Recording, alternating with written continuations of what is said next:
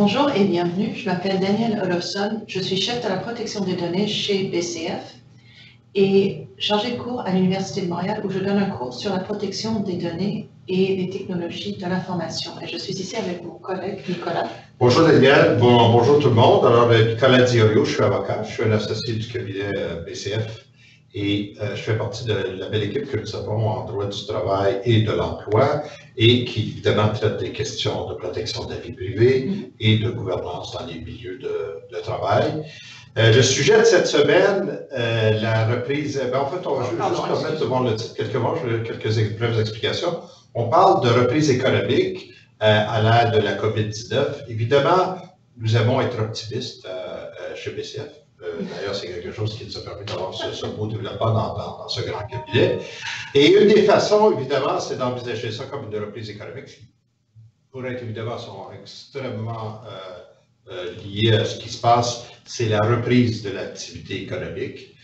Et évidemment, vous êtes nombreux, vous êtes transformés en réunion virtuelle et la question qui se pose et qui nous est posée beaucoup, hein, nous sommes interpellés régulièrement à ce sujet-là, comment gérer le tout de manière sécuritaire. C'est ce que nous allons faire avec vous.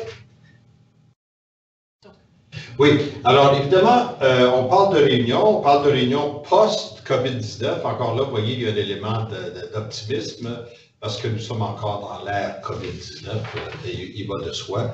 On a constaté évidemment une augmentation fulgurante du télétravail et des réunions virtuelles. Si vous me permettez, je veux quand même apporter une précision qui est importante ici, parce que, voyez-vous, on parle de télétravail, mais le télétravail suppose évidemment le travail à distance, mais le télétravail, généralement, tel qu'il a été conçu, supposait la continuation du lieu de travail et qu'on devenait un peu un satellite de quelque chose qui était un hub, qui était donc un centre d'activité et qui était donc en opération, ce qui n'est pas le cas.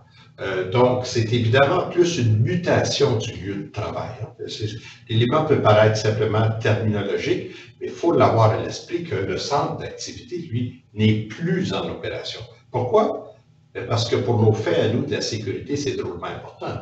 Quand je suis en télétravail et que le centre d'activité demeure en activité, avec toutes les ressources qu'il dispose, entre autres en matière de protection, c'est une chose. Et moi, je m'en vais en télétravail. Ça veut dire que, réalistement, on peut avoir une détection d'une faille beaucoup plus rapidement que si la structure devient très, très plate et que les gens sont répartis géographiquement. Et que chacun a donc une dépendance à la technologie, mais chacun est évidemment aussi à une intervention au niveau de l'horaire et des heures et du moment de travail variable.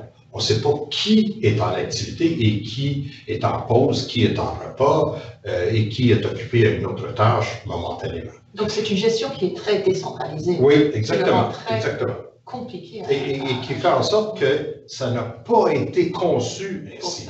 C'est pour ça qu'on assiste à cette augmentation fulgurante, non seulement du télétravail des réunions virtuelles, mais aussi évidemment des fâcheuses conséquences en termes de sécurité. Et il y a évidemment le souhait exprimé par les organisations que compte tenu qu'on était confinés, on se fait dire par l'autorité gouvernementale qu'on doit rester à la maison et qu'on ne peut pas vaquer à nos occupations usuelles, bien évidemment, ces nombreuses réunions à distance par des moyens technologiques, elles ont connu, c'est exponentiel ce qu'on assiste depuis la déclaration de l'état d'urgence sanitaire, si on prend juste le cas du Québec, le 13 mars dernier. Et donc là, on a les plateformes numériques, on va avoir l'occasion d'en parler avec vous aujourd'hui, et on va voir qu'au niveau de la sécurité, c'est variable. Si vous me permettez une image, si je prends un lave-auto, et un langage là, qui laisse rien à l'imagination, ou tout à l'imagination, un car wash, donc véritablement un lave-auto. Si je prends un lave-auto, ça peut très bien laver ma voiture et tout ça. Et ça ne pose pas de problème. Puis on dit, ben oui, il a été conçu le lave-auto, puis il fait le travail qu'il est supposé faire, puis il le fait bien. Mais si je décide d'aller laver ma décapotable avec le toit baissé, Est-ce que le problème est avec le car wash, le lave-auto, ou est-ce que le problème est avec l'usage que j'ai décidé d'en faire tout à coup, ou avec la voiture qui n'est pas capable de se protéger par elle-même? Alors, retenez cette image, parce que quand on va examiner les plateformes, on va souvent voir qu'il y a certaines plateformes qui, en soi, ont des déficiences, des difficultés, des lacunes, mais il y en a d'autres, simplement, elles étaient conçues pour autre chose à l'origine. Voilà. Arrive la pandémie, arrive ce besoin nouveau que non seulement on ne veut pas faire des appels conférences traditionnelles avec le téléphone, mais on veut être en plus en moyen de pouvoir se voir et gesticuler, parler, montrer des choses, faire des dessins, montrer des éléments visuels autres. Alors, c'est pour ça que quand on va parler de retour à la normale, et le normal, évidemment, on va le mettre entre guillemets parce que certainement pour un horizon à moyen terme, la normale, ce ne sera pas ce qui se faisait avant, mais ce retour-là va être beaucoup moins indulgent en ce qui concerne toutes les contraintes, mais aussi les lacunes et les failles qui interviennent en termes de sécurité. Pour revenir aux lois applicables, ce sont les lois qu'on vous cite toujours. Donc, au Canada, c'est la loi sur la protection des renseignements personnels et des documents électroniques. Au Québec, la loi sur la protection des renseignements personnels dans le secteur privé. Et encore une fois, je cite et je souligne l'importance du règlement général sur la protection des données européennes ainsi que la loi californienne Consumer Protection, Privacy Act. Ces lois sont très importantes parce que les technologies dont on va vous parler aujourd'hui sont souvent conçues pour se conformer à ces deux lois qui sont vraiment des lois très exigeantes par rapport à la sécurité et c'est également des lois sur lesquelles le Québec et le Canada vont se... Et dans l'élément de rappel, toujours, c'est évidemment ce que la loi canadienne, celle qu'on voit Canada, adresse, n'est pas adressée par la loi du Québec. Voilà. Il y a évidemment toute la question de est-ce que le Parlement du Canada a compétence dans des matières provinciales. Bon. Mais puisque la loi du Québec ne les adresse pas, il est arrivé le phénomène suivant, c'est que les organisations, les entreprises se sont inspirées de la loi du Canada pour adopter ce qu'elles appellent les meilleures pratiques, sachant que donc, ça n'a pas valeur juridique contraignante comme telle, à moins qu'on choisisse de s'y soumettre. Exactement. Ce qui arrive le cas pour beaucoup d'organisations. Alors, aujourd'hui, on a décidé de procéder de façon un peu plus informelle que notre expo en 3 parties. Alors, ce qu'on va faire, on va vous parler de certaines choses plus organisationnelles, plus pratiques, notamment les réunions virtuelles. Et on va parler de 2 choses. Les défis de sécurité posés par les plateformes numériques et comment se protéger contre ces défis-là. Oui, alors quand on parle de défis de sécurité, évidemment, la première, on l'appelle suspect numéro 1, c'est Zoom. Parce que quand je vous donnais l'analogie tantôt du lave-auto et que je décide de faire laver ma décapotable alors que le doigt est baissé, Zoom, c'est l'exemple qui vient à l'esprit. Hein, Daniel, c'est exactement ça. Quand ça a été conçu à l'origine. Ça n'a pas été conçu pour l'utilisation qu'on en fait actuellement. Et j'ai même lu quelque part que les ministres britanniques ont eu une réunion ministérielle en utilisant Zoom. Or, c'est une plateforme qui n'est pas, on apprend, très sécuritaire. Et il y a eu des problèmes notamment de réponse par rapport à Zoom. Il y a eu beaucoup de questions posées, mais une des choses qu'on reproche systématiquement à Zoom, c'est le manque de transparence et le manque de rapidité de réponse. Oui, mais évidemment, en plus, ça, c'est les éléments de fonctionnalité. Vous faisiez référence évidemment au Parlement, qui avait eu la période de questions qui avait été organisée en ces termes-là. Mais juste retourner une petite seconde avant, c'est qu'évidemment, il y a les failles de sécurité. Et c'est surtout ça. Parce qu'au niveau des fonctionnalités, Daniel va vous faire la présentation, il y a un nombre d'options qui existent sur le marché, les objets structurés, mais il faudra avoir à l'esprit que c'est surtout au niveau des failles de sécurité qui est le but de notre propos, les conséquences juridiques qui en découlent pour vous. Alors, c'est pour ça que dans un deuxième temps, Daniel va nous présenter les avantages et inconvénients. Donc, allons-y avec les failles tout d'abord. Alors, les failles qui ont été constatées, c'est que dans un premier temps, il y a l'esprit. Donc, on parle de Zoom parce que ce qu'on a observé, c'est que au Québec, depuis la déclaration d'urgence sanitaire, beaucoup d'organisations se sont tournées vers Zoom. Et il est arrivé des choses qui nous ont été rapportées qui sont quand même extraordinaires, c'est qu'il y a même des fausses applications de Zoom. Donc, il y a des personnes qui allaient sur Zoom, mettaient toutes leurs données personnelles, mettaient même des mots de passe, ils prenaient le mot de passe usuel, et donc, évidemment, les malfaiteurs s'appropriaient de cette information-là. Les gens réalisaient par la suite qu'ils avaient la mauvaise application, retournaient dans App Store, à ce moment-là, en fait, quand ils prenaient la mauvaise application, c'est qu'ils ne l'avaient plus généralement sur un site web. Ils retournaient à App Store, prenaient la bonne application, mais ne changeaient pas les données personnelles. Les données demeuraient les mêmes. Et là, ça devenait donc facile pour les malfaiteurs de s'approprier toute cette information-là. Il y a eu cette situation-là. Il y a aussi le fait que ce qu'on appelle le Zoom bombing. Alors, le Zoom bombing, c'est le phénomène par lequel, vous savez, c'est un des avantages, quelque chose que les gens aiment beaucoup à propos de Zoom, c'est la facilité de connexion. Okay? Alors, l'élément est au calendrier, on clique, et on a 2 autres clics, et là, tout à coup, on participe à la réunion. Ce qui veut dire qu'une personne qui, dans une organisation quelconque, peut s'approprier des éléments du calendrier de quelqu'un ou simplement les visualiser, les voir, possède toute l'information nécessaire pour participer. Et il y avait deux types de situations qui sont survenues en termes de sécurité. Une qui est embêtante, mais moins problématique, le Zoom bombing plus traditionnel, qui était des gens qui venaient et faisaient des obscénités, des grossièretés. C'était vraiment déplorable, parce qu'il y avait des images qui étaient aussi attachées à ça.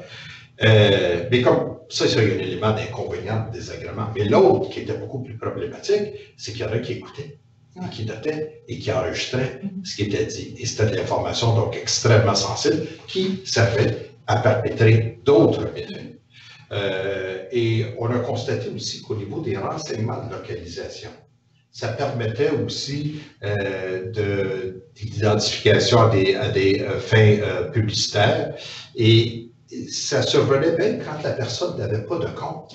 Parce qu'il suffisait qu'il y en avait un qui avait un compte et à ce moment-là, toutes les autres personnes se trouvaient ramassées et participaient à ça. Il y a aussi un élément qu'on ne parle pas beaucoup. Et Zoom n'en parle pas beaucoup, mais c'est évidemment au niveau des conditions d'utilisation où on permet à Zoom de partager des renseignements personnels, y compris des vidéos, des transcriptions, des SMS, des fichiers, sans que l'utilisateur ne puisse refuser. Donc, on n'a pas le choix, c'est-à-dire qu'on est présenté avec un fait accompli pour les conditions. Si vous me permettez une autre image, c'est comme si j'étais un peu dans une chaloupe et qu'il y avait des trous, j'en colmatais, puis à chaque fois j'en colmate, je suis Zoom, j'en colmate, les dirigeants de Zoom en colmatent, mais là tout à coup il y en arrive d'autres. Et c'est pour ça que dans ces choses-là, il y en a qui ont été, et qui sont soit qu'elles ont été résolues, soit qu'elles sont en voie d'être résolues. Mais le point demeure, et le point est important, c'est que quand on en règle, il y en apparaissent d'autres. Donc, ayez à l'esprit que votre travail, c'est pas de pallier à ces difficultés-là, c'est de savoir que l'instrument que vous utilisez a donc des limites importantes en termes de sécurité. Et nous, on va donner des suggestions, des pistes et même des éléments de solution sur comment adresser ça. Et il demeure enfin, évidemment, des situations comme le fait que les données peuvent transiter par des pays qui n'ont pas le souci de protection que Daniel vous a indiqué tantôt avec notre législation et nos bonnes pratiques.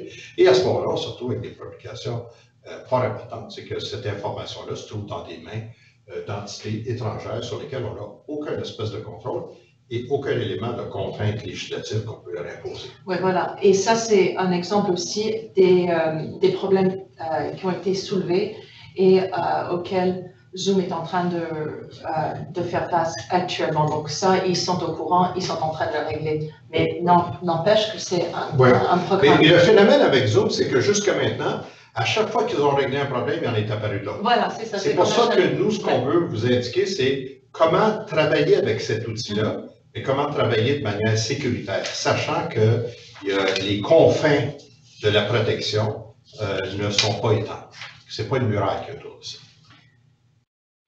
Pas juste cibler Zoom, on s'est décidé de vous présenter d'autres plateformes et de parler un peu des avantages et des inconvénients, surtout au niveau de la sécurité de ces plateformes-là.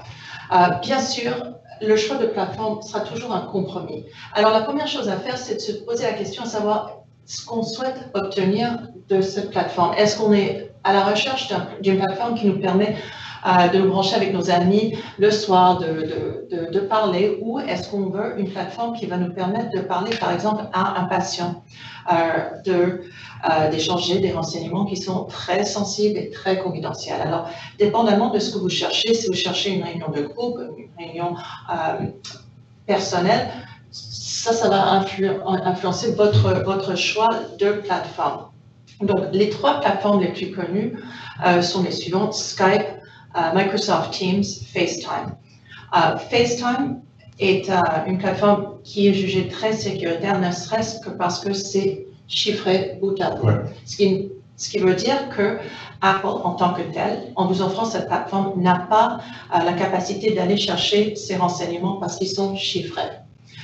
Microsoft. Mais en fait, évidemment, il ne faut pas oublier une chose, c'est qu'il y a une prémisse de base quand on parle de FaceTime et des avantages et tout ça.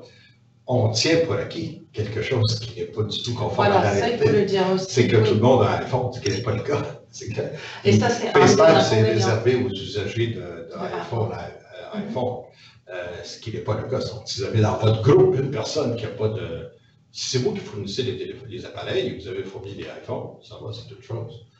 Mais si la personne n'a pas le produit Apple, cette option-là n'existe pas.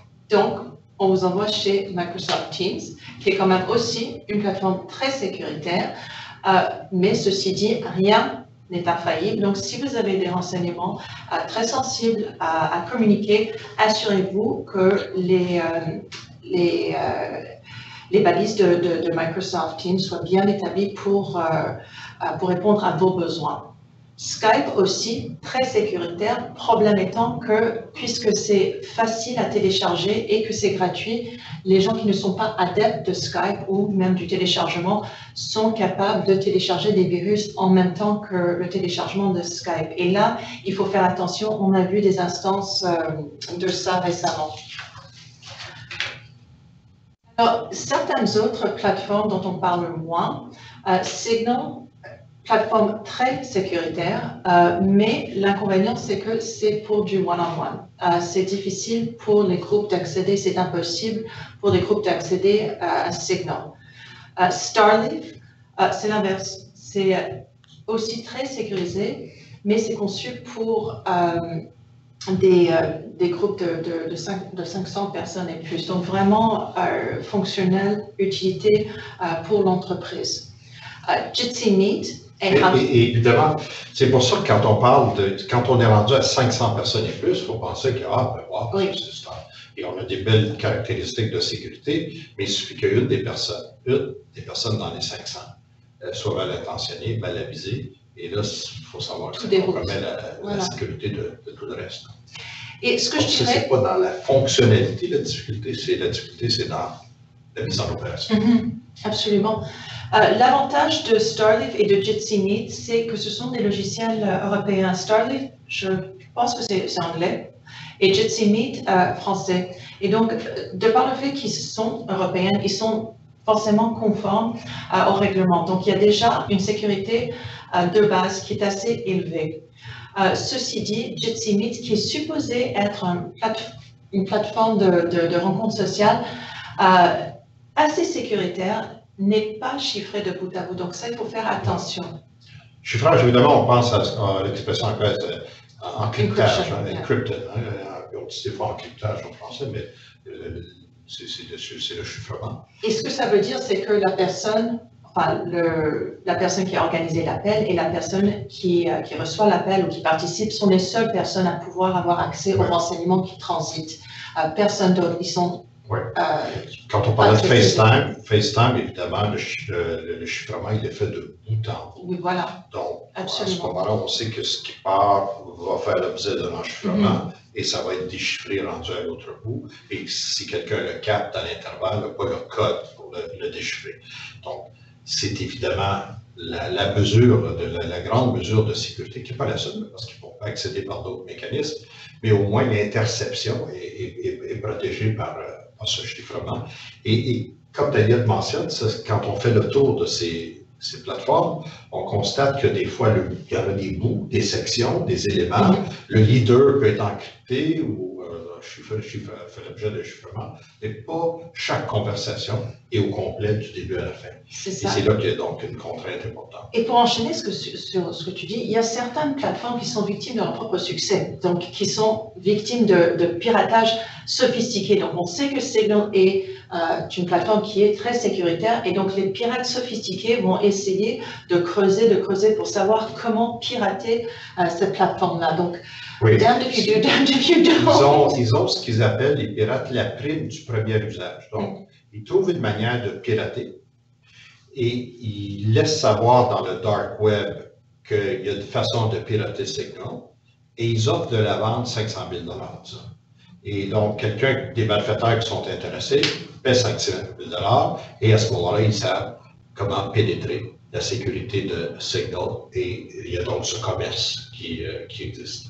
Donc, pour terminer, il y a également House Party. Je ne l'utiliserai pas pour des réunions d'affaires, mais c'est quand même une plateforme qui est ludique, qui a beaucoup d'options et c'est une plateforme très rigolote si on veut échanger avec les amis. Google Hangouts aussi pour, je dirais, des échanges plutôt amicaux. Parce qu'il y a des problèmes de sécurité actuellement avec Google Hangouts. Et l'autre contrainte, c'est que Google a déjà suffisamment de renseignements sur nous. Est-ce qu'on veut lui en donner plus? Oui. Et, au moment où on se parle, il y a évidemment Google et Facebook qui investissent des ressources considérables. Facebook est vraiment en train de pourchasser Zoom pour essayer de prendre le marché qu'elle a développé pendant la pandémie. Et finalement, BlueJeans, qui est quand même une plateforme qui est tried and tested. Ça, c'est une plateforme dans laquelle on a beaucoup de confiance. L'inconvénient, c'est qu'il faut payer pour accéder à BlueJeans. Mais c'est quand même une plateforme qui a quand même de l'historique. Et il y a le chiffrement. Voilà, et qui est crédible. Alors, comment se protéger? Évidemment, on va avoir les questions qu'on doit se poser. Il y a des interrogations importantes et les mesures à prendre. C'est ce que nous allons voir à l'instant avec vous. Et quand on y va, évidemment, avec ces interrogations, ces questionnements qu'il faut avoir, la première chose, comme je vous disais, prenez un certain recul et dites-vous ce que j'utilise comme plateforme. Est-ce que c'est un lave-auto qui a été conçu et que là, maintenant, je décide de laver une décapotable avec le toit baissé dedans? C'est un peu cette image-là que vous devez avoir à l'esprit parce que si c'est ça que vous faites, il y aurait peut-être intérêt à magasiner davantage les plateformes. Cependant, je dois mentionner une chose qui est très importante, vous n'avez pas toujours le choix de la plateforme parce que vous-même interagissez avec d'autres organisations. Alors, c'est pour ça que c'est pas simplement que chacun, je dis, moi, je choisis une plateforme et vous en choisissez une autre et évidemment, on va être capable de, mon téléphone est noir, le vôtre est rouge, mais on peut se parler pareil. C'est pas tout ça qui se passe. C'est qu'il y a quelqu'un qui choisit, quelqu'un qui est d'ici et à ce moment-là, tout le monde doit se rallier à ce choix qui a été fait et utiliser cette plateforme. Je peux, si moi, je convoque d'autres appels, d'autres conférences, des réunions, à ce moment-là, choisir ma propre plateforme, mais souvent, je ne l'ai pas, ce choix-là. Donc, soyez bien conscients de ça. Et c'est pour ça qu'à ce moment-là, le but de la réunion, évidemment, personnel, c'est une chose qu'il faut protéger aussi, mais dans le cadre du travail, nous, on met l'encadre sur le fait que c'est professionnel, et à ce moment-là, il y a des questionnements importants. Et une des recommandations, malheureusement, qu'on doit faire, ça peut paraître même bête par moment, compte tenu que toute l'importance de ce qu'on fait, mais c'est que parfois, moi je dis à mes clients, et on est obligé de le répéter même, faites comme si vous étiez dans un ascenseur. Vous pouvez parler, mais des fois parler en langage un peu codé, sans donner trop d'identification, sans donner trop d'éléments, quitte à ce qu'en parallèle, il y a des échanges qui se fassent par texte pour que les gens sachent ce que vous faites. Parce que dans les failles de sécurité, on pourrait en parler longuement des failles de sécurité. Il y en a certaines où il y a des conférences, des conversations en parallèle qui se déroulent. Avec le chat, notamment aussi sur certaines plateformes. Certaines applications. Alors, vous êtes en échange et en plus, il y a un chat qui se déroule. Alors, les gens vont non seulement hacker la conversation, mais des fois, ils n'hackeront pas la conversation, ils vont hacker le chat parce que c'est là-dedans qu'il y a beaucoup d'informations. Donc, il faut savoir que quand vous parlez à ça, il faut vous parler comme s'il y avait des gens qui vous écoutaient. Donc, vous devez, il y a mesure de prudence dans l'échange de l'information, des propos et des éléments sensibles. Il faut trouver un mécanisme plus sécuritaire que celui-là.